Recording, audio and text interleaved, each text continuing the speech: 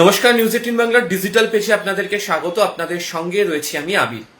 আগামী 12 তারিখ থেকে রাজ্য বিধানসভার অধিবেশন পুনরায় শুরু হতে চলেছে এবং এই রাজ্য বিধানসভার অধিবেশন চলবে 4 থেকে 5 দিন। সেখানে দুটো গুরুত্বপূর্ণ বিল আসার যেমন কথা রয়েছে, তার থেকেও বেশি করে এই বিধানসভার অধিবেশন গুরুত্বপূর্ণ হতে চলেছে অপর একটি কারণে।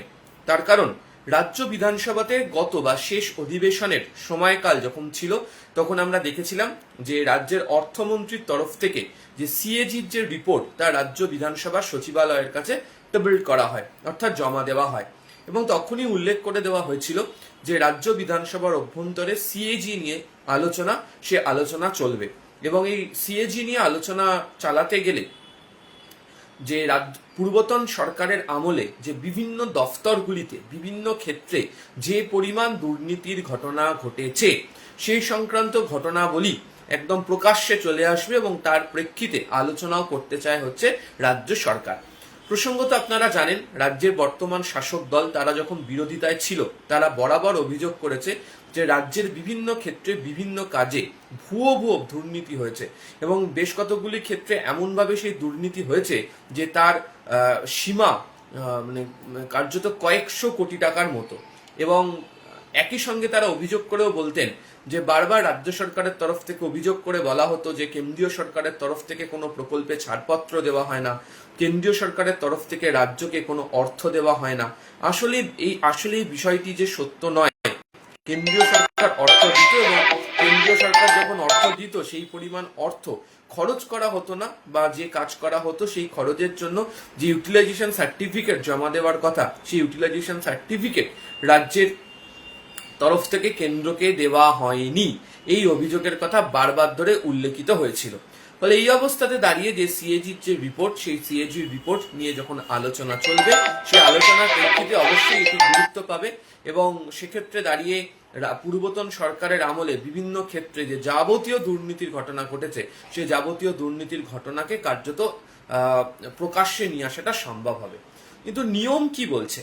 নিয়ম বলছে রাজ্য বিধানসভার অভ্যন্তরে এই সিএজি রিপোর্ট নিয়ে আলোচনা তখনই হবে যখন পাবলিক অ্যাকাউন্টস কমিটি সম্পূর্ণভাবে তৈরি হয়ে যাবে এবং এই পাবলিক অ্যাকাউন্টস কমিটির তরফ থেকে রাজ্য বিধানসভাতে জমা করার পর তারা এই সিএজি রিপোর্ট নিয়ে আলোচনার প্রস্তাব রাজ্য বিধানসভার কাছে রাখবে এবং রাজ্য বিধানসভার কাছে যখন এই সিএজি সংক্রান্ত আলোচনার প্রস্তাব তারা জমা দেবে, রাজ্য বিধানসভার অধ্যক্ষের তরফ থেকে তাতে অনুমোদন দেওয়া হবে।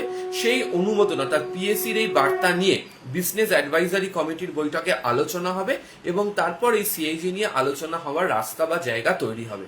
আপনাদেরকে শুরুতেই বলছিলাম যে আগামী 12 তারিখ থেকে অধিবেশন বসতে চলেছে, এখনো পর্যন্ত যা খবর।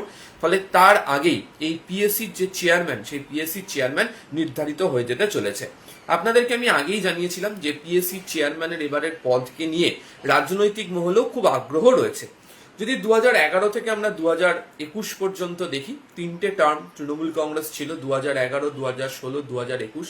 এই 3টে টার্মের ক্ষেত্রে দেখতে পাওয়া গিয়েছে যে পাবলিক অ্যাকাউন্টস কমিটির চেয়ারম্যানের দায়িত্ব দেওয়ার ক্ষেত্রে একটা টাল বাহানা এবং কি অভিযোগ বিরোধীদের তরফ থেকে বারবার বলা হতো, সাধারণত বা বলা হয় বিধানসভার রীতি অনুযায়ী যিনি বিধানসভার বিরোধী দলের বর্ষিয়ান বিধায়ক হন বা দীর্ঘদিনের বিধায়ক হন তাকেই পিএসসি চেয়ারম্যানের দায়িত্ব দেওয়া হয়। কিন্তু তৃণমূল কংগ্রেসের আমলে যিনি হয়তো জিতে এসছেন অন্য রাজনৈতিক দলে কিন্তু তিনি পরে গিয়ে নাম লেখালেন তৃণমূল কংগ্রেসে, এমন ব্যক্তিকে দায়িত্ব দেওয়া হতো পিএসসির এবং তা নিয়ে বিস্তর অভিযোগ উঠত।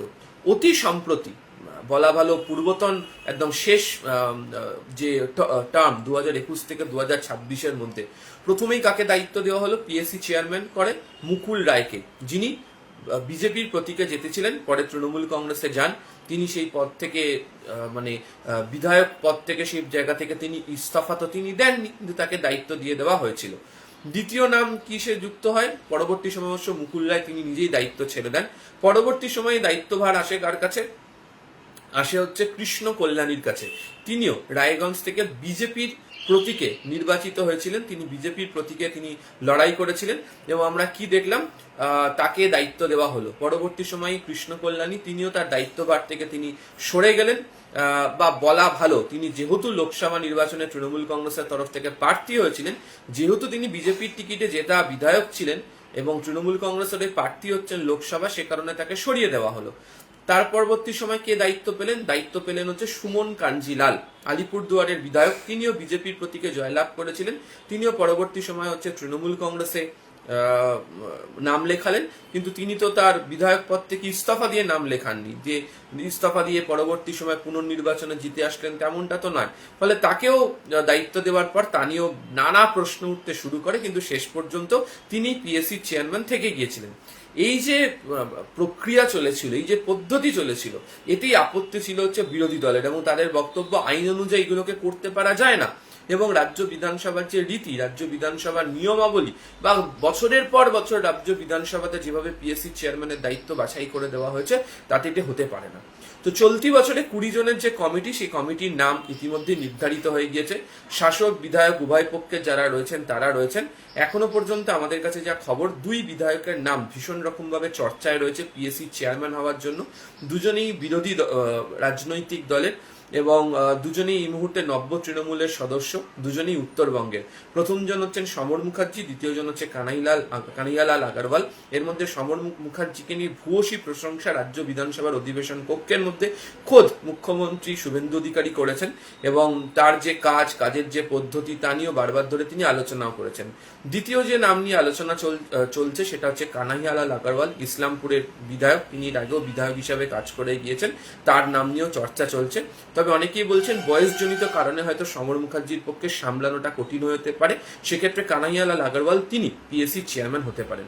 যেহেতু আগামী 12 তারিখ থেকে রাজ্য বিধানসভার অধিবেশন বসতে পারে, এবং তার আগে পিএসসির তরফ থেকে এই সিএজি রিপোর্ট নিয়ে আলোচনা হওয়ার জন্য বার্তা দেওয়া হবে, ফলে হয়তো আজ বা আগামীকাল, সম্ভবত আগামীকালই রাজ্য বিধানসভাতে পিএসসি চেয়ারম্যানের দায়িত্ব কে পাচ্ছেন তা ঘোষণা করে দেওয়া হবে। ফলে সেদিক থেকে দেখতে গেলে পুনরায় উত্তরবঙ্গের মুকুটে অপরাটি পালক জুটতে চলেছে, এবং উত্তরবঙ্গ থেকে আবার কেউ একজন পিএসসি চেয়ারম্যানের দায়িত্ব পাবেন। আর অন্যান্য আপডেটের জন্য যেটা নিউজ 18 বাংলা ডিজিটাল পেজ। আপাতত ধন্যবাদ।